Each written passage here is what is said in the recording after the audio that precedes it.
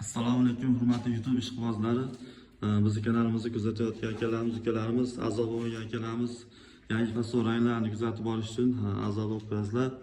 Navbatdagi krashni eshiklarimizni o'rnatib berdik. Juda ham chiroyli holatda tayyor bo'ldi. Loyik bo'yoq mahsulotlarimiz ham chiroyli yaxshidan sifatli ishlatildi. Nalishliklari ham 3 taraf bo'ldi, salqochoylari bilan. Alohida aytib o'tamiz. Hop, rezinkalari bor, qalin korobkalarda bo'ldi. Zamoviy ham o'ziga xos ko'rishlari mumkin, juda ham chiroyli zamoviy o'rnatildi. 2 qanotli eshigi bu, 2 qanotli, 6 ta 1 qanotli eshik o'rnatildi. Hop, eshiklarimiz o'rtacha chiqib o'rnatildi. Toshkentga, xudo xolasa ikkinchi etajni ko'rsatib o'tamiz. Mana bu ikkinchi etajda mana ham 4 ta eshik o'rnatildi, 4 ta 1 qanotli eshik.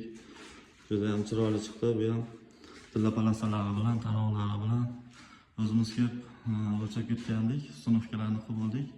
Kech bo'lishiga qaramasdan albatta, xohlasa pastida ham mana salqochoylari ham juda ham chiroyli, o'ziga yarashgan, ideal holatda tayyor bo'ldi.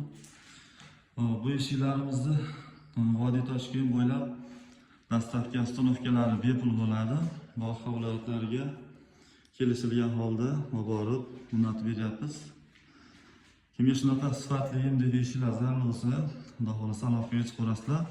Pastga nomer qo'yib qo'yamiz. Yana yangi fasol ranglarni kuzatib olish uchun kanalimizga a'zo bo'lib qo'yasizlar. Xudo xolasa chiroyli eshiklar qo'yib boramiz. Sog' bo'linglar.